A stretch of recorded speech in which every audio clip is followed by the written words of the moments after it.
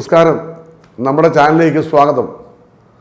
ഞാൻ പറയുന്ന വിഷയങ്ങൾ ഇഷ്ടപ്പെട്ടുവെങ്കിൽ സബ്സ്ക്രൈബ് ചെയ്യാനും ഷെയർ ചെയ്യാനും ലൈക്ക് ചെയ്യാനും ബെല്ലൈക്കൺ ടച്ച് ചെയ്യാനും മറക്കരുത്. ഇന്ന് സുരേഷ് ഗോപിയെ വെറുതെ വിടാൻ തീരുമാനിച്ചിട്ടില്ല. സുരേഷ് ഗോപിയുടെ മകളുടെ വിവാഹം ഗുരുവായൂർ വെച്ച് നടന്നു.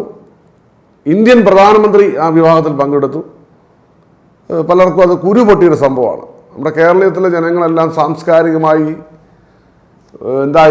വിദ്യാഭ്യാസപരമായി സാക്ഷരത എല്ലാം നല്ല അറിവും വിവരവും തറവാടികളും ഒക്കെയാണ്. പക്ഷേ നമ്മൾ അയലോക്കത്തേക്ക് എത്തി നോക്കുന്ന സ്വഭാവം നമുക്കുണ്ട്.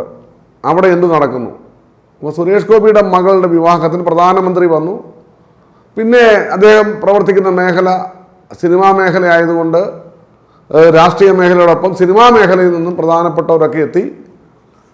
അപ്പോൾ അതിന് കുറവുകളും തെറ്റുകളും മമ്മൂട്ടി ഇങ്ങനെ കൈവച്ചത് ശരിയായോ, മമ്മൂട്ടി ഇങ്ങനെ എന്നാ വെക്കാഞ്ഞത്, സാമ്പാറിന് എന്നാ പുളിയില്ലായിരുന്നു, അതിനകത്ത് പരിപ്പ് വെന്തില്ലായിരുന്നു, ഇങ്ങനെയുള്ള സാധാരണ ആസൂഷൻ കുറ്റങ്ങളും കുറവുകളും ഒക്കെ പറഞ്ഞു. സുരേഷ് ഗോപി ലൂർദ് മാതാവിന് സ്വർണ്ണ കിരീടം സമ്മാനിച്ചു. അതിന് നിനക്കെന്നാ ചേരം? അപ്പോൾ സ്വർണ്ണ കിരീടം സമ്മാനിച്ചപ്പോൾ സ്വർണ്ണ കിരീടം താഴെ പോയി മാതാവിൻ്റെ തലയിൽ നിന്നും. അത് അപശകുനമാണ്. ഈക്ക് വല്ല കാര്യമുണ്ടോ ഇതിനകത്തൊക്കെ പോയി ഇടപെടാൻ? സുരേഷ് ഗോപി സ്വർണ്ണ തളിക കൊടുത്തു പ്രധാനമന്ത്രിക്ക്.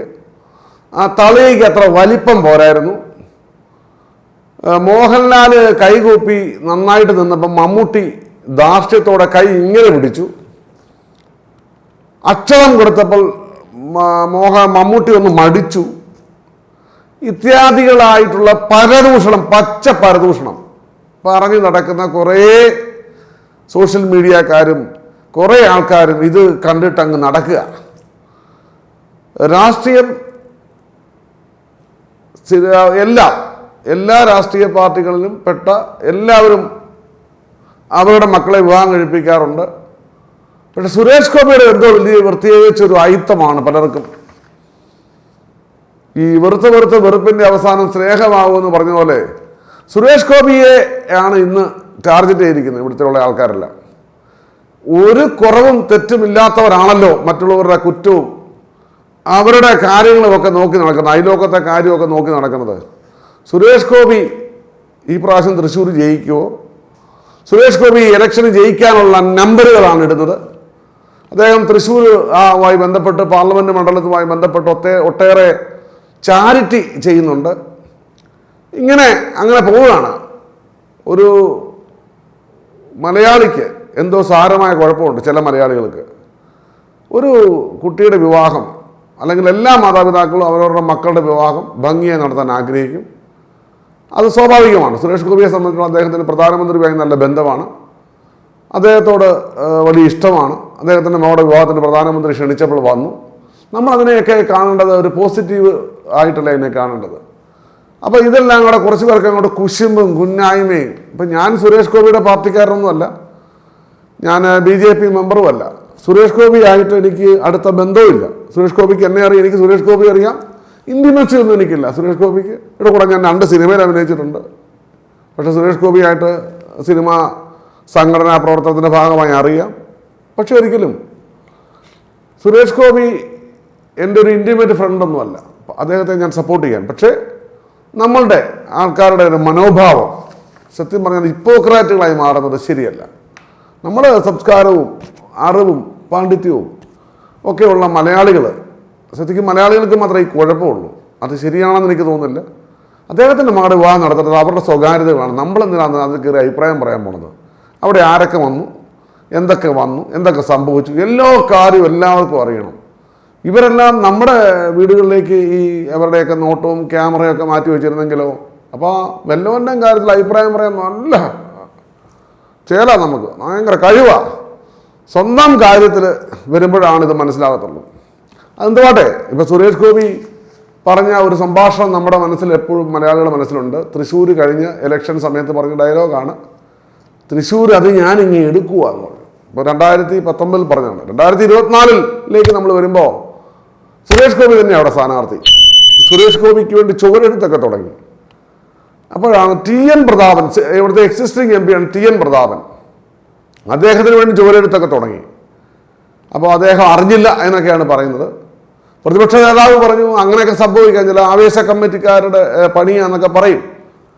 പക്ഷേ ഇത് അങ്ങനെ ഒരു ചുവരെടുത്ത് പാർട്ടിയുടെ മൗന അനുവാദമില്ലാതെ ഒരു പാർട്ടി നടത്തിയാൽ അത് മായ്ക്കാൻ പറഞ്ഞേനെ.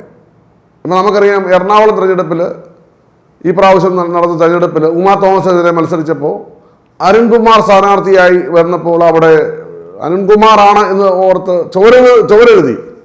അപ്പോൾ തന്നെ അത് മായ്ക്കാൻ പറഞ്ഞു. അപ്പോൾ TN പ്രതാപൻ അതുപോലെ VS സുനിൽകുമാറിന് വേണ്ടി അവിടെ ഇപ്പോൾ ചുവരെടുത്ത് തുടങ്ങുന്നു എന്നാണ്. CPIയുടെ ഇടതുപക്ഷം കൊടുക്കാൻ പോകുന്ന സീറ്റ് CPIക്കുള്ളതാണ്. കഴിഞ്ഞ പ്രാവശ്യം രാജാജി മാത്യു തോമസാണ് മത്സരിച്ച് 3,21,456 വോട്ട് കിട്ടി. TN പ്രതാപനാണ് അവിടുത്തെ എക്സിസ്റ്റിംഗ് MP. സുരേഷ് ഗോപിക്ക് 2,93,822 വോട്ട് കിട്ടി. അപ്പോൾ ചുരുക്കി പറഞ്ഞ ഒരു 40,000 വോട്ട് അവിടുന്ന് ഒക്കെ ആയിട്ട് ഇങ്ങോട്ട് വന്നാൽ സുരേഷ് ഗോപി ജയിക്കും. പക്ഷേ കഴിഞ്ഞ പ്രാവശ്യത്തെ സുരേഷ് ഗോപി അല്ല ഇപ്രാവശ്യം സുരേഷ് ഗോപി. അവിടെയാണ് ശ്രദ്ധിക്കേണ്ടത്. കഴിഞ്ഞ പ്രാവശ്യത്തെ സുരേഷ് ഗോപി അല്ല ഇപ്രാവശ്യത്തെ സുരേഷ് ഗോപി. ശ്രദ്ധിക്കണം. സുരേഷ് ഗോപി പരാജയപ്പെട്ടതിന് ശേഷം തൃശ്ശൂർ കോൺസെൻട്രേറ്റ് ചെയ്തുകൊണ്ട് അദ്ദേഹം പ്രവർത്തനം മുന്നോട്ട് നടത്തിയിട്ടുണ്ട്. അപ്പോൾ അദ്ദേഹം അവിടെ നിറഞ്ഞു നിൽക്കുകയാണ്. അത് മാത്രമല്ല ക്രിസ്ത്യൻ കമ്മ്യൂണിറ്റിക്ക് സുരേഷ് ഗോപിയോടുള്ള അകലം കുറഞ്ഞിരിക്കുന്നു. അവിടെയാണ് നമ്മൾ ശ്രദ്ധിക്കേണ്ടത്. മുസ്ലിം വോട്ടുകളൊന്നും തന്നെ സുരേഷ് ഗോപിക്ക് ലഭിക്കുമെന്ന് ഞാൻ എൻ്റെ രാഷ്ട്രീയ നിരീക്ഷണം അങ്ങനെ അനുവദിക്കുന്നില്ല, കിട്ടില്ല എന്നുള്ളതാണ് എൻ്റെ രാഷ്ട്രീയ നിരീക്ഷണം. എന്നാൽ ക്രിസ്ത്യൻ വോട്ട്, തൃശ്ശൂർ ക്രിസ്ത്യൻ വോട്ടും ഹൈന്ദവ വോട്ടും നന്നായിട്ടുള്ള സ്ഥലമാണ്. അപ്പോൾ ക്രിസ്ത്യൻ വോട്ടുകൾ ഈ പ്രാവശ്യം സുരേഷ് ഗോപിക്ക് നിഷ്പക്ഷരായ ക്രിസ്ത്യൻ വോട്ടുകൾ ഇപ്പോൾ UDFിലോ LDFിലോ ഉള്ള പാർട്ടിക്ക് സ്ട്രോങ് അടിയുറച്ച പാർട്ടിക്കാരൊന്നും സുരേഷ് ഗോപിക്ക് വോട്ട് ചെയ്യുമെന്ന് എനിക്ക് തോന്നുന്നില്ല. പക്ഷേ മറിച്ച് നിഷ്പക്ഷരായിട്ടുള്ള ഈ മതന്യൂനപക്ഷങ്ങളുടെ വോട്ട് ഇപ്രാവശ്യം സുരേഷ് ഗോപിക്ക് കിട്ടാനാണ് സാധ്യത. സുരേഷ് ഗോപിക്ക് ഈ അടുത്ത നാളിൽ ഉണ്ടായിട്ടുള്ള പല കാര്യങ്ങളും, പത്രപ്രവർത്തകയോടുള്ള ആ കാര്യത്തിൽ കേരളത്തിലെ വനിതകളൊക്കെ സുരേഷ് ഗോപിക്ക് അനുകൂലമാണ്. അപ്പോൾ ഇങ്ങനെ സുരേഷ് ഗോപിക്ക് അനുകൂലമായ ഒരു സാഹചര്യമാണ്. സുരേഷ് ഗോപി എതിർത്ത് സുരേഷ് ഗോപിക്ക് അനുകൂലമായിക്കൊണ്ടിരിക്കുകയാണ് ഒരു വികാരം അവിടെ. അതുകൊണ്ട് സുരേഷ് ഗോപി ഈ പ്രാവശ്യം തൃശ്ശൂർ എടുക്കും എന്ന് പറഞ്ഞാൽ ചിലപ്പോൾ അത് സംഭവിക്കാൻ സാധ്യതയുണ്ട്. കാരണം കഴിഞ്ഞ പ്രാവശ്യത്തെ സുരേഷ് ഗോപിയല്ല ഈ പ്രാവശ്യം അവിടെ മത്സരിക്കുന്നത്. ശക്തനായ സുരേഷ് ഗോപിയെ നമുക്ക് അവിടെ കാണാൻ സാധിക്കും. അപ്പം 3 സ്ഥാനാർത്ഥികൾ ഏകദേശം ഉറപ്പാണ്. മുൻ മന്ത്രി CPI നേതാവായ VS സുനിൽകുമാർ ഇടതുപക്ഷ സ്ഥാനാർത്ഥിയായിട്ട് വരും. TN പ്രതാപൻ തന്നെയായിരിക്കും, എക്സിസ്റ്റിംഗ് MP തന്നെയായിരിക്കും അവിടുത്തെ കോൺഗ്രസിൻ്റെ സ്ഥാനാർത്ഥി. BJP സ്ഥാനാർത്ഥിയായിട്ട് സുരേഷ് ഗോപി വരും. BJPക്ക് കേരളത്തിലൊരു പാർലമെൻറ്റ് സീറ്റ് എന്ന് പറയുന്നത് അവരുടെ ചിരകാല സ്വപ്നമാണ്. അക്കൗണ്ട് തുറക്കുക എന്നുള്ളതാണ്. നിയമസഭയിൽ അവർ അക്കൗണ്ട് തുറന്നിട്ടുണ്ടായിരുന്നു കഴിഞ്ഞ മുമ്പത്തെ പ്രാവശ്യം നിയമസഭ നമുക്കറിയാമല്ലോ. പക്ഷേ ഇവിടെ നിന്നൊരു സീറ്റ് BJPക്ക് ലഭിക്കുക എന്നുള്ളത് അതവരുടെ വാട്ടർലൂ ആണ്. അത് സംഭവിക്കാൻ സാധ്യതയുണ്ട്. അങ്ങനെ എല്ലാവരും പറഞ്ഞ് ഇപ്പോൾ രാഹുൽ മാങ്കൂട്ടത്തിനെ വലിയ നേതാവാക്കിയതുപോലെ അദ്ദേഹത്തിനെതിരെയുള്ള പറഞ്ഞ് സുരേഷ് ഗോപി അവിടെ ഇപ്പോൾ താരമായി മാറിയിരിക്കുന്നു. സുരേഷ് ഗോപി വിജയിക്കാൻ എന്ന കാര്യത്തിൽ എനിക്ക് സംശയമൊന്നുമില്ല. കാരണം പാർലമെൻറ്റ് തെരഞ്ഞെടുപ്പ് എന്ന് പറയുമ്പോൾ നമുക്കറിയാം തൃശ്ശൂരെ 7 നിയമസഭാ മണ്ഡലം ആണല്ലോ പാർലമെൻറ്റ് എന്ന് പറയുന്നത്. മാത്രമല്ല അതിന് പാർലമെൻറ്റിന് കോൺസ്റ്റിറ്റ്യുവൻസി എന്ന് പറയുന്നത്. മാത്രമല്ല അവിടെ 7ൽ 4 സീറ്റ് നിയമസഭാ സീറ്റ് 4 CPMനും 3 CPIയുമാണ് അവിടെ പങ്കുവയ്ക്കുന്നത്. അപ്പോൾ സ്വാഭാവികമായും ഇടതുപക്ഷ സ്ഥാനാർത്ഥിയാണ് അവിടെ ജയിക്കേണ്ടത്. പക്ഷേ രാജാജി മാത്യു തോമസിനേക്കാൾ നല്ല സ്ഥാനാർത്ഥി എപ്പോഴും രാജാജി മാത്യു തോമസ് മോശമാണെന്നല്ല പറഞ്ഞത്. കുറച്ചുകൂടെ ജനകീയനായ നേതാവ് VS സുനിൽകുമാർ തന്നെയാണ്. എന്നാലും TN പ്രതാപന് ഇപ്രാവശ്യം ശകലം കമ്പുകേറ്റുള്ളതായിട്ടാണ് പൊതുവെ അവിടെ നിന്നുള്ള റിപ്പോർട്ടുകൾ. അപ്പോൾ എന്തായാലും സുരേഷ് ഗോപിക്കാണ് ഈ ത്രികോണ മത്സരത്തിൽ 3 കൂട്ടരും ശക്തമായി നിൽക്കുന്നൊരു സാഹചര്യത്തിൽ സാധ്യത ഇപ്രാവശ്യം എന്നുള്ളതാണ് രാഷ്ട്രീയമായ വിലയിരുത്തൽ. അതുകൊണ്ട് സുരേഷ് ഗോപി 2019 പറഞ്ഞ വാചകം 2024 ഏപ്രിൽ മെയ് ആകുമ്പോൾ സഫലീകരിച്ചാൽ അതിൽ അത്ഭുതപ്പെടാനില്ല എന്നുള്ളതാണ്. സുരേഷ് ഗോപിയുടെ മകളുടെ വിവാഹം ഭംഗിയായി നടന്നു. അദ്ദേഹത്തോട് ആ വിവാഹത്തിന് കുറ്റവും കുറവും കാണുക എന്നുള്ളതാണ് ഇവിടെയുള്ള പലരും ശ്രമിച്ചുകൊണ്ടിരുന്നത്. അത് രാഷ്ട്രീയമാണ്, അത് ശരിയാണ് എന്നെനിക്ക് തോന്നുന്നില്ല. നമ്മളങ്ങനെ ഒരിക്കലും ആകാൻ പാടില്ല. രാഷ്ട്രീയപരമായ അഭിപ്രായ വ്യത്യാസങ്ങളും ഒക്കെ നമുക്ക് സ്വാഭാവികമായിട്ടും ഉണ്ടാകും. പക്ഷേ മറിച്ച് ഒരു വ്യക്തിപരമായി ഒരു കുടുംബപരമായി നടക്കുന്ന ഒരു ഫംഗ്ഷനൊക്കെ നടക്കുമ്പോൾ അദ്ദേഹത്തിൻ്റെ മകളുടെ വിവാഹത്തിൽ അദ്ദേഹത്തിൻ്റെ മൂത്ത മകൾ മരിച്ചു പോയതാണ്. അദ്ദേഹത്തിൻ്റെ അവരുടെ അതൊരു സ്വപ്നമാണ്, ആ കുഞ്ഞിനോടുള്ള സ്വപ്നമാണ്. ആ കുഞ്ഞിൻ്റെ വിവാഹം നടന്ന സമയത്ത് പ്രധാനമന്ത്രി ഉൾപ്പെടെ VVIPയുടെ വലിയ നിര അവിടെ ഉണ്ടായിരുന്നു. തീർച്ചയായും അത് നല്ല കാര്യമാണ്, നമ്മൾ സന്തോഷിക്കുകയാണ് വേണ്ടത്. കുശുമ്പും കുന്നായ്മയും അസൂയൊന്നും എടുത്തിട്ട് കാര്യമില്ല. അതൊരു മാനസിക രോഗമാണ്.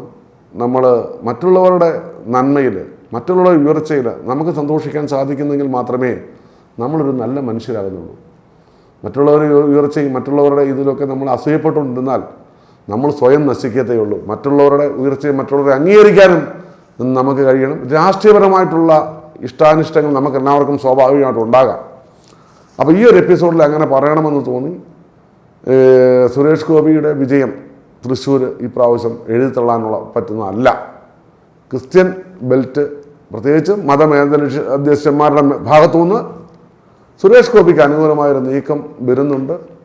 സുരേഷ് ഗോപി എന്ന് പറഞ്ഞ ഒരാൾ ജയിച്ചാൽ കേരളത്തിൽ സ്വാഭാവികമായിട്ടും ഒട്ടേറെ കേന്ദ്ര ഫണ്ടുകളൊക്കെ ലഭിക്കും. ഒരു വലിയ മാറ്റമുണ്ടാകുമെന്ന് പ്രതീക്ഷിക്കുന്ന ഒരു പൗരനാണ് ഞാൻ. ഒരിക്കൽ കൂടെ പറയുന്നു, ഞാൻ BJP കാരനാണ് എന്ന് നിങ്ങൾ കരുതണ്ട. ഞാൻ BJP കാരനല്ല, ഞാൻ അടിസ്ഥാനപരമായി ഒരു കോൺഗ്രസ്സുകാരനാണ്. ഇപ്പോൾ പാർട്ടിയിലൊന്നും പ്രവർത്തിക്കുന്നില്ല, എങ്കിലും എൻ്റെ ബ്ലഡ് കോൺഗ്രസ്സാണ്. അത് മറ്റുള്ളവർ അംഗീകരിക്കണമെന്ന് എനിക്ക് നിർബന്ധമൊന്നുമില്ല. എങ്കിലും നമ്മൾ എല്ലാ രാഷ്ട്രീയവും നമ്മുടെ പൊതു നന്മയ്ക്കും സാമൂഹ്യ നന്മയ്ക്കും വേണ്ടിയാണെന്ന് വിശ്വസിക്കുന്ന ഒരു പൗരനെന്ന നിലയിൽ സുരേഷ് ഗോപി വിജയിച്ചാൽ തൃശ്ശൂരിനും കേരളത്തിനും നല്ലതാണ് എന്നുള്ളതാണ് എൻ്റെ വ്യക്തിപരമായ അഭിപ്രായം. ഒരു ചാൻസ് നമുക്ക് കൊടുത്തു നോക്കാം, എന്ത് നടക്കും, എന്ത് സംഭവിക്കുമെന്ന് നമുക്കറിയാമല്ലോ. അപ്പോൾ ഈ എപ്പിസോഡ് ഇഷ്ടപ്പെട്ടുവെങ്കിൽ ലൈക്ക് ചെയ്യാനും ഷെയർ ചെയ്യാനും സബ്സ്ക്രൈബ് ചെയ്യാനും മറക്കരുത്. എൻ്റെ രാഷ്ട്രീയപരമായിട്ടുള്ള ഈ നീക്കത്തിൽ നിങ്ങൾക്ക് എതിർപ്പുണ്ടാവാം, സ്വാഭാവികം. എൻ്റെ ചിന്തയും എൻ്റെ തോന്നലുമായിരിക്കണമെന്നില്ല. നിങ്ങൾക്ക് വ്യത്യസ്തമാണ്, മനുഷ്യരെല്ലാം വ്യത്യസ്തരല്ലേ. മറ്റൊരു എപ്പിസോഡിൽ മറ്റൊരു വിഷയമായി കാണും വരെ നിങ്ങൾക്ക് നന്മയുണ്ടാകട്ടെ. Thank you so much.